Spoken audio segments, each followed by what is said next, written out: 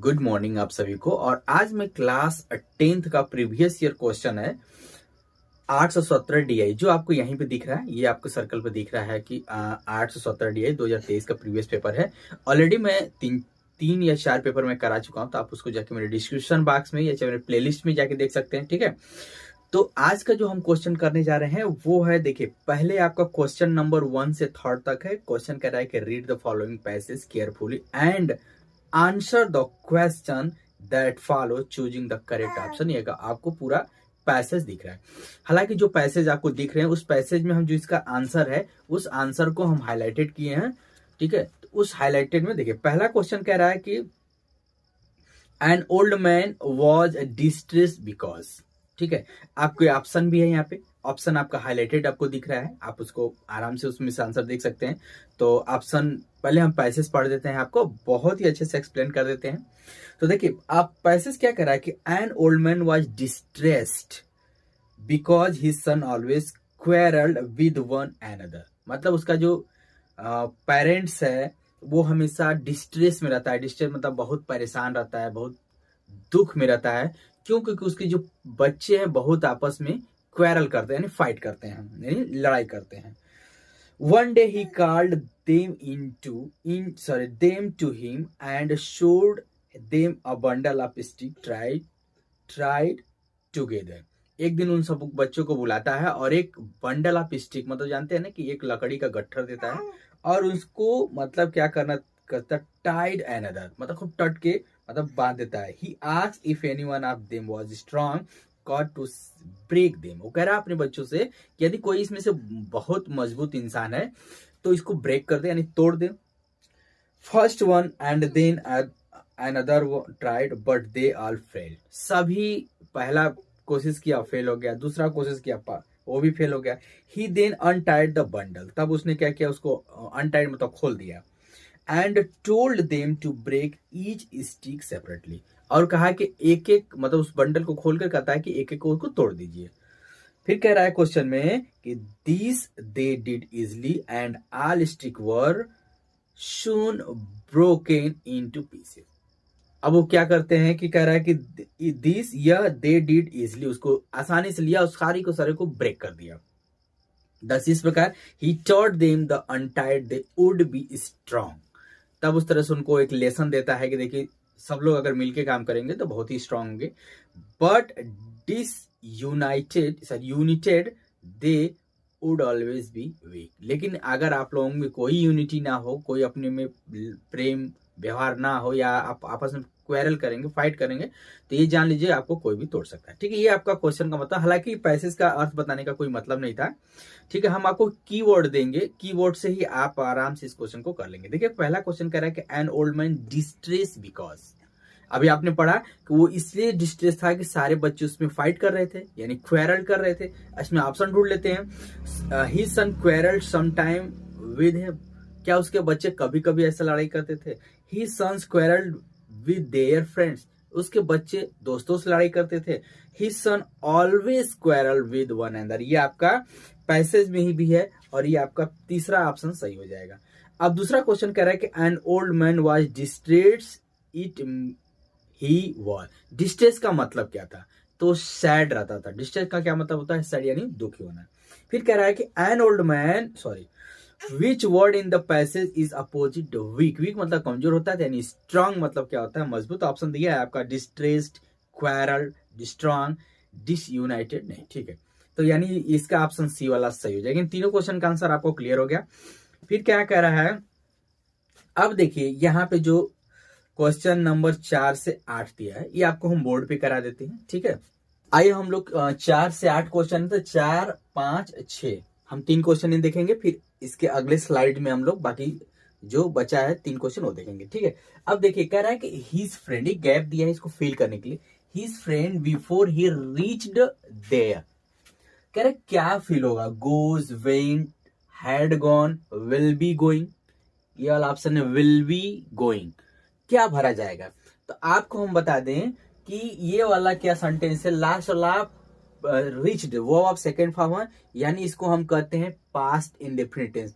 अगर लास्ट का इफ से जुड़ा हुआ सेंटेंस या कंडीशनल सेंटेंस इसको बोलते हैं ये कंडीशन अगर लास्ट में पास्ट इंडेफिनिट हो तो पहले पास्ट परफेक्ट होगा, यानी पहला सेंटेंस क्या होगा, पास्ट परफेक्ट।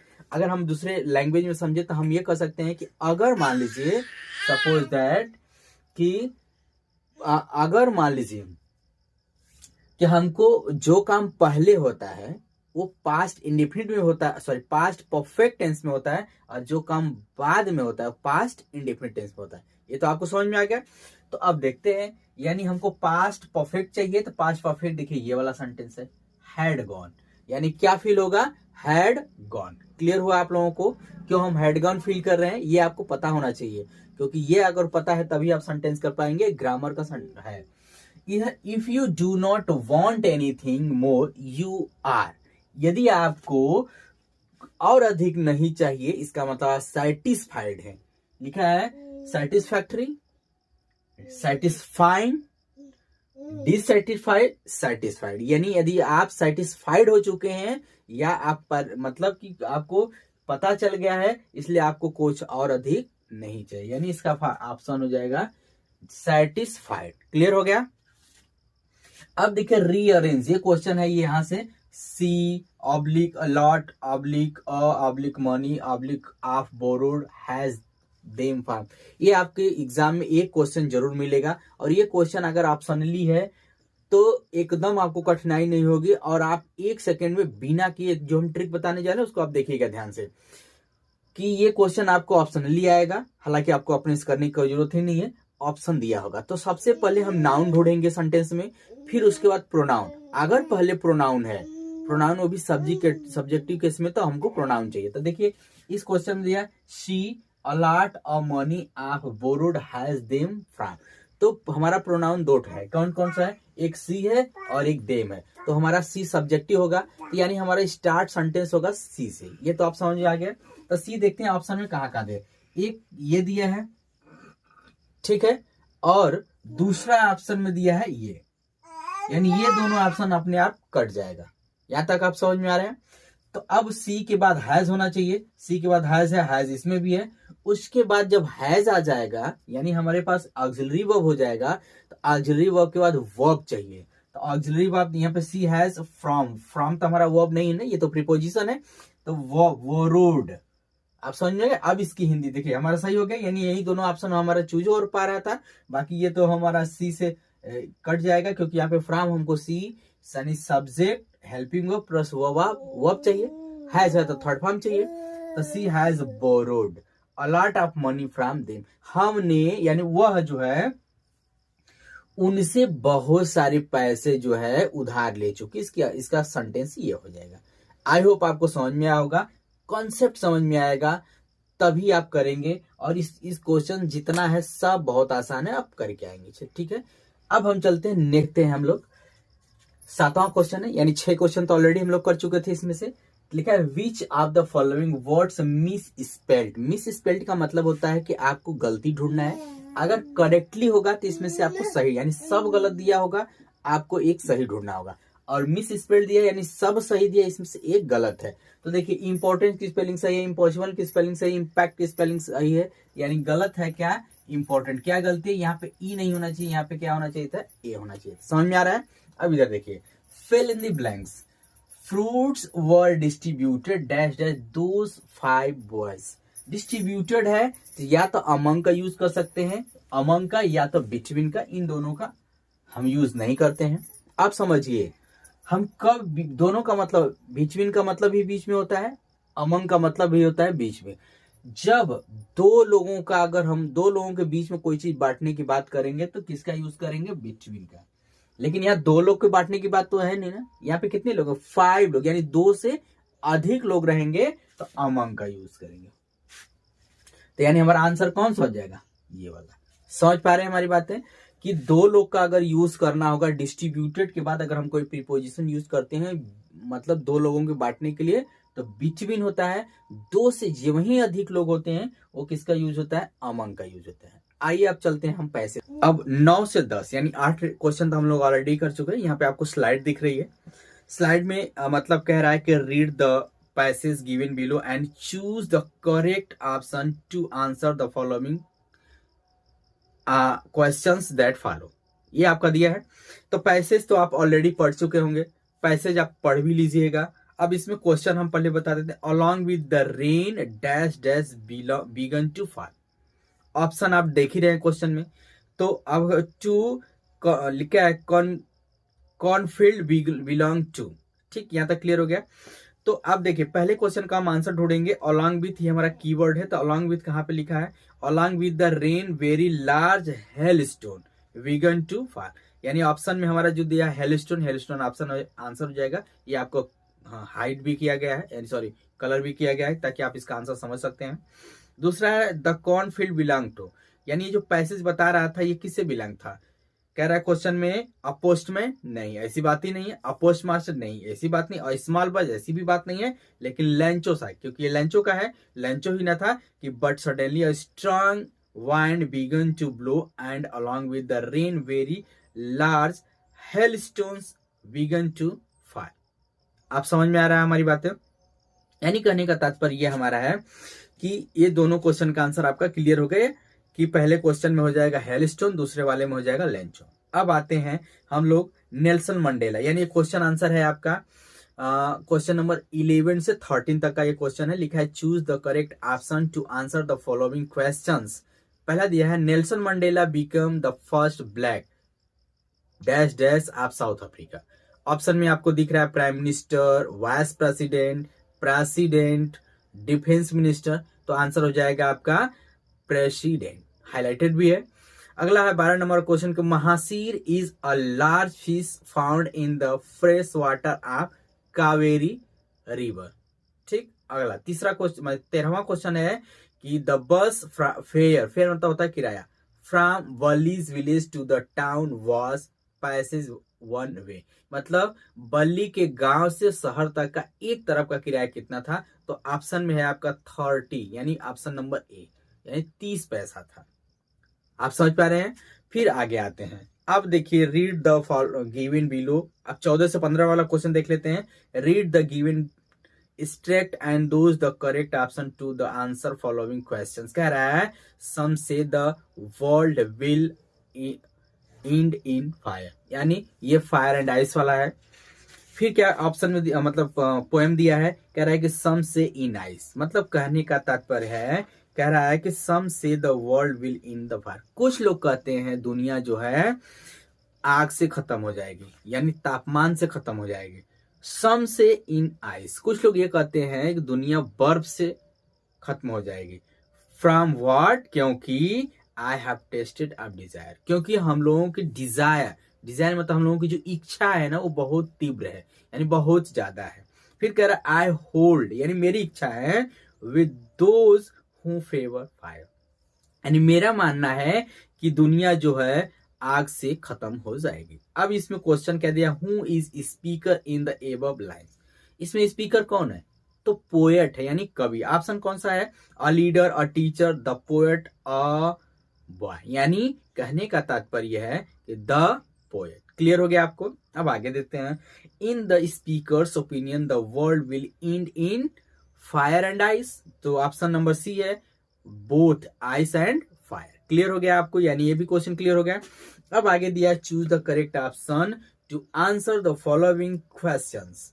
ऑप्शन देख लेते हैं, यहाँ पे लिखा है कि हरि सिंह डिड नॉट, यानी 16 नंबर का क्वेश्चन है, Hari Singh did not know how to cook but told that he could cook because, क्योंकि कह रहा है कि मुझे खाना, हरि सिंह बोल रहा है कि मुझे खाना बनाना तो नहीं आता है, लेकिन but told that he could cook, लेकिन वो बोला कि मुझे खाना बनाना है, बिकॉज क्योंकि वो ये चाहता था, he wanted to learn cooking, यानी ऑप्शन नंबर आपका सी सही हो जाएगा। ऑप्शन देख ही रहे हैं।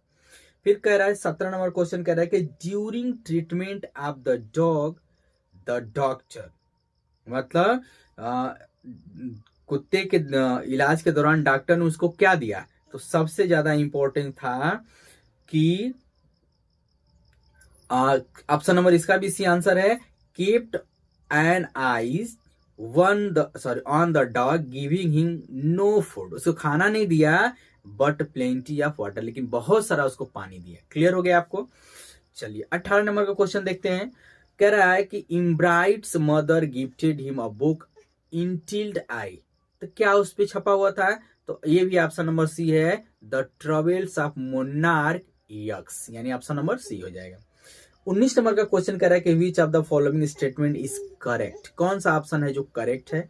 तो यहाँ पे ऑप्शन है भाई, उसमें क्या हुआ कि वो क्या की थी, मतलब कि मटिल्डा ने क्या किया था कि वो आर्टिफिशियल उसको नेकलेस मिला था, लेकिन उसको ओरिजिनल रिटर्न किया था। तो ये इसी से रिलेटेड क्वेश्चन होना चाहिए। पहला है Matilda borrowed a necklace of real diamond, नहीं ये तो गलत बात है कि वो रियल डायमंड नहीं लाई थी, वो बस ऐसा लग रहा था, वो आर्टिफिशियल था, तो यानी पहला ऑप्शन तो खत्म। दूसरा है Matilda borrowed a necklace a real diamond, नहीं ये भी गलत हो जाएगा। तीसरा ऑप्शन है कि Matilda borrowed a necklace of artificial diamonds and return a necklace of artificial, नहीं वो भले आर्टिफिशियल लाई थी लेकिन आर्टिफिशियल रिटर्न नहीं की है।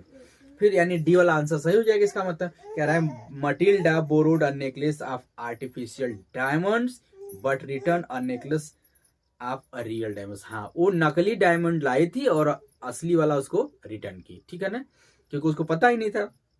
20 नंबर का क्वेश्चन है कि नंबरदार रामलाल हैड 7 चिल्ड्रन, ये बात तो सही है कि उसके 7 पुत्र मतलब 7 बच्चे थे, जिसमें से आपने सुना होगा जब आप लेसन पढ़े होंगे ऑलरेडी कि हमने पढ़ा दिया है, तो लेसन आप पढ़े होंगे तो उसके 4 पुत्रियां थी, तो जो ऑप्शन में 4 पुत्रियां होगी वही आंसर हो जाएगा।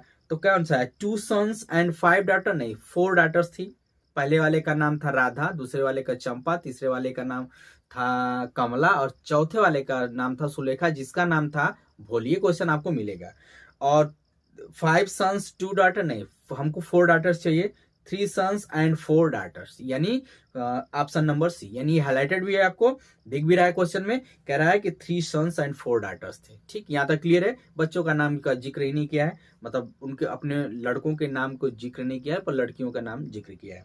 अब पार्ट बी में राइटिंग आ जाएगा, और ये आपको ऑप्शन यहाँ पे दिख रहा है, सॉरी पैसेज आपको दिख रहा है। पैसेज में क्या कह रहा है? Read the following passage and answer the question that follow, मतलब आप क्वेश्चन को डीपली पढ़िए, फिर उसके बाद उसका आंसर दीजिए। देखिए आपको सारे क्वेश्चन को, मतलब इसमें जो पैसेज दिया है इसकी हिंदी जानने की जरूरत ही नहीं आपको है, सिर्फ एक कीवर्ड आप पकड़िए, उसका आंसर आप क्लियर कर लेंगे। आप समझ पा रहे हैं हमारी बातें?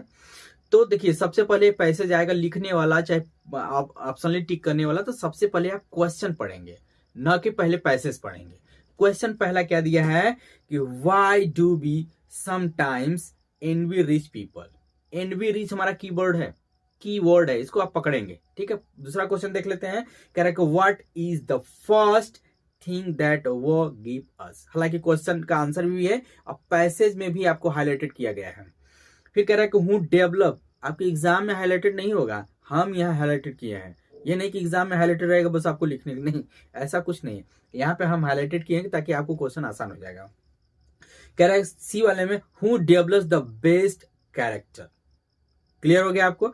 और चौथा क्वेश्चन यानी डी वाला कह रहा है कि what is opposite of the man who works, मतलब कह रहा है कि इसमें अपोजिट ऑफ द मैन, इस मतलब उसके ठीक अपोजिट कौन है? गिव ओनली वन वर्ड, एक वर्ड में इसका आंसर देना है, तो हम सारे दे देते हैं। अब पैसेज पढ़ लेते हैं, क्वेश्चन अपने आप मिलता चला जाएगा। कह रहा है कि we sometimes think that it would be very nice to have no work to do, have do we envy rich. देखिए यहाँ पे मिल गया, यानी आपको पहले क्वेश्चन का आंसर मिल गया। लिखा है we envy rich people who have not to work for their living but can do mistake. ये आपका पहला क्वेश्चन का आंसर हो गया, हाईलाइटेड भी है, आप देख भी रहे हैं। अब आगे देखते हैं। Can do just what they please all the year around, बस यहाँ तक हो जाएगा। फिर कह रहा है कि येट, फिर भी when we feel this we make a mistake, sometimes they are try to having nothing to do, most of us are happy when we are regular work to do. ठीक है, द फर्स्ट थिंग, दूसरे question का answer है ना, what is the first thing. देखिए first thing दिया है ना, यानी यहाँ पे the first thing work does for us is to give us happiness, यानी ये दूसरे क्वेश्चन का आंसर हो गया। आप समझ पा रहे हैं? ठीक, अब आते हैं तीसरा क्वेश्चन, आगे पढ़ते हैं। तीसरा क्वेश्चन का आंसर भी मिल जाएगा।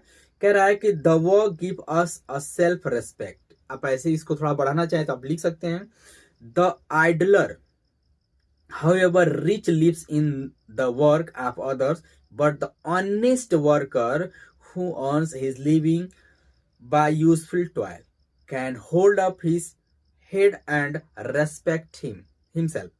Lastly, regular work helps us in building up character. लेकिन क्वेश्चन क्या कह रहा है, कैरेक्टर बेस्ड कैरेक्टर पूछा है, बेस्ड कैरेक्टर कौन है, तो लिखेंगे, अभी हम पढ़ते हैं, it teaches us such good habits as punctuality, carefulness and faithfulness in work. अब आते हैं यही लास्ट क्वेश्चन, यानी सी वाले का आंसर होगा, it is the man who works not the idler that as a ruler develops the best character, यानी C वाले का आंसर हो जाएगा। क्लियर है? कोई अगर डाउट हो तो आप कमेंट बॉक्स में मेंशन करिएगा, हम उसका रिप्लाई कर देंगे आपको, अगर कोई भी डाउट हो तो। अब देखिए, what is the opposite of the man who works, idler, इसका अपोजिट एक वर्ड्स में इसका आंसर देंगे तो क्या हो जाएगा, आइडलर।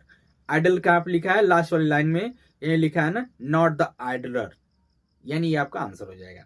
अब हम लोग राइटिंग में आएंगे, ठीक है, राइटिंग में दूसरा आ जाएंगे, यानी हमारा पार्ट बी का दूसरा क्वेश्चन कह रहा है, ये है राइटिंग लिखना। Write a letter to your friend to invite him her to attend your elder sister's marriage. हालांकि आपको डिस्क्रिप्शन बॉक्स में क्वेश्चन मिल जाएगा, ठीक है। और अथवा वाले में है कि write an application to the principal of your college that the college library is lacking its function.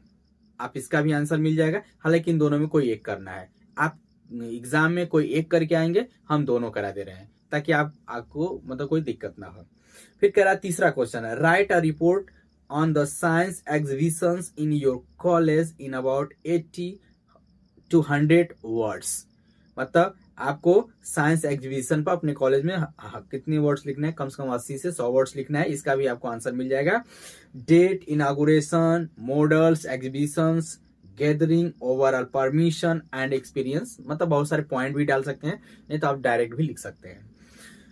अब आते हैं हम लोग अथवा में, क्या कह रहा है, क्वेश्चन कह रहा है कि taking clues given below right and articles on uses and miss use of mobile.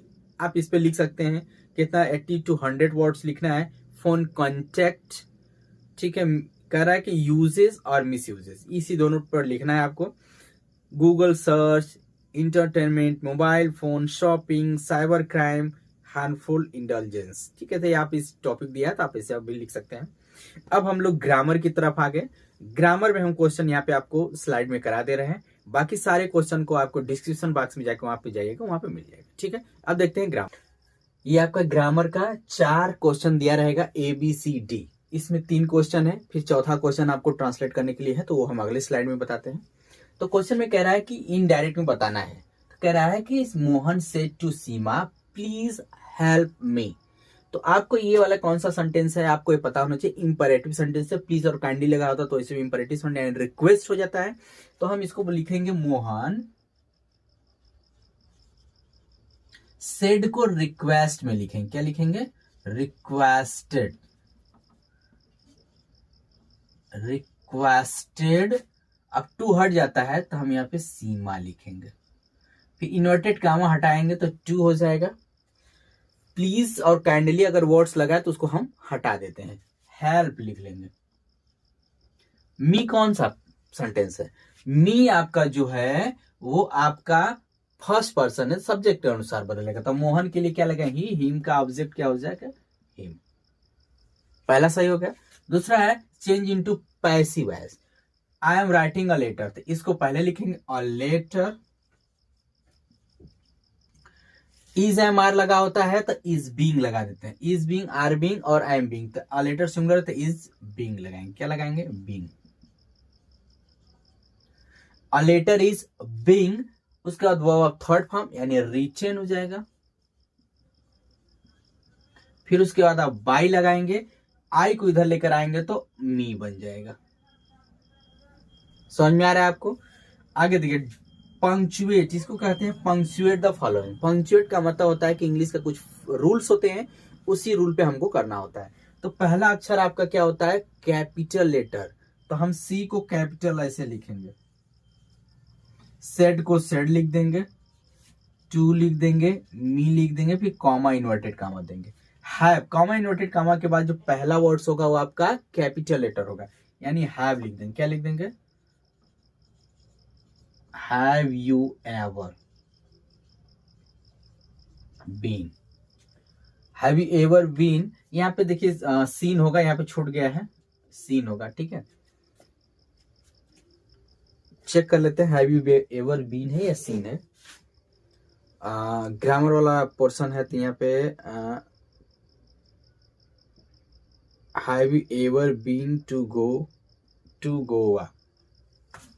हालांकि इसमें नहीं दिया है तो हम नहीं लिखेंगे, क्वेश्चन में कुछ भी दे दिया होगा, पहले ऐसे ही दिया है, ठीक है। तो क्या लिखेंगे? Have you been to Goa. Goa, यहाँ पे बीन टू लगा लेंगे।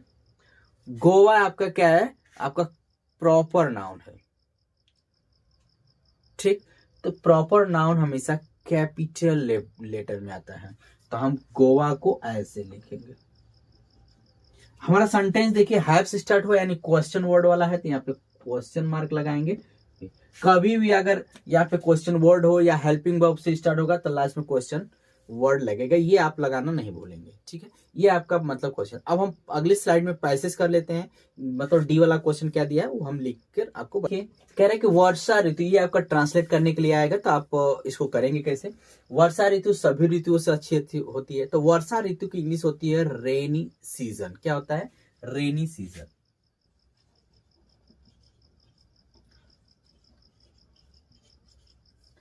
Is better than,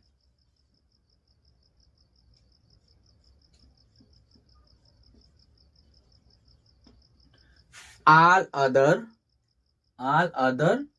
season. समझ में आ रहा है? ऑल अदर मतलब क्या हो जाएगा? अदर सीजन, ठीक। अब यहां पे देखिए कह रहा है कि चारों ओर हरियाली दिखाई देती है, चारों ओर, तो ग्रीनरी क्या लिखेंगे? हरियाली को क्या बोलते हैं? ग्रीनरी। इज दिखाई देती है, तो विजिबल होता है, विजिबल।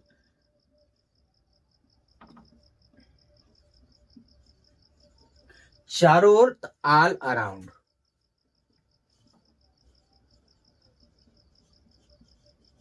समझ में आ रहा है आपको? आगे देखिए, कृषि के लिए वर्षा बहुत इंपॉर्टेंट है, तो लिखेंगे रेन, यानी rain is very important for agriculture. Rain क्या लिखेंगे? रेन। रेन इज बहुत इंपॉर्टेंट है, वेरी इंपॉर्टेंट लगा लें।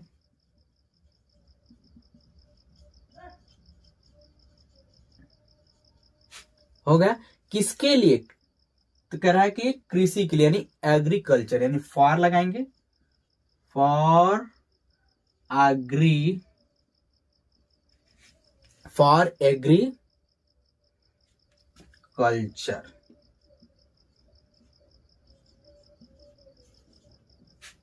क्लियर हो गया? इधर देखिए, वर्षा और वन एक दूसरे पर डिपेंड है, तो क्वेश्चन में कह रहा है हो जाएगा rain and forest are depend on each other. तो कह रहा है वर्षा यानी रेन लिखेंगे, एंड वन यानी फॉरेस्ट आर डिपेंड ऑन, एक दूसरे पर ईच अदर। क्या लिखेंगे? ईच अदर, ठीक। कितना है? Each other. अब हम आपको अगली स्लाइड में जो सारे क्वेश्चन हम उसको दिखा देते हैं, और उस सारे के सारे जो क्वेश्चन है आपको डिस्क्रिप्शन बॉक्स में मिलेगा, आप वहां पे जाके देख लीजिएगा, क्योंकि वहां पे सारे क्वेश्चन आपको यहाँ पे मिल जाएगा, ठीक है। अब इसमें लिटरेचर में आ जाते हैं, यानी ये 5वां क्वेश्चन अब हम आते हैं, यानी पार्ट बी का लिटरेचर आएगा। तो जो आपको मतलब कि सारी चीजें हम आपको पढ़ देते हैं, लेकिन आप डिस्क्रिप्शन बॉक्स में चले जाइए, यहाँ पे सारे क्वेश्चन आपको दिख रहे हैं, इस क्वेश्चन का आंसर आपको डिस्क्रिप्शन बॉक्स में मिल जाएगा, ठीक है। तो ज्यादा हम बताने नहीं, answer the following question in about 30 words, 30 to 40 words आपको करना है। तो ए में दिया हूँ was Anne Frank, where did the write your diary, ये हो जाएगा। दूसरा है और अथवा में कि what is Coorg of famous, इन दोनों में से कोई एक करना है। बी वाले में आ जाएंगे what was lane choose a remark for the post office employees. आपको सारे क्वेश्चन दिख रहे हैं, आप उसको देख लीजिएगा। सारे क्वेश्चन को जैसे दिया है उसी टाइप के आपको डिस्क्रिप्शन बॉक्स में आंसर मिल जाएगा। मिलते हैं एक नए पेपर के साथ, यानी हमने आपको बताया था कि 2023 का सारा पेपर कराएंगे, तो आप जरूर पूरी वीडियो देख लीजिएगा। और अगर आप पेपर तैयार करके जाते हैं तो मैं श्योर आपको बता दूं कि 90+ मार्क्स आप लाएंगे, कंफर्म है।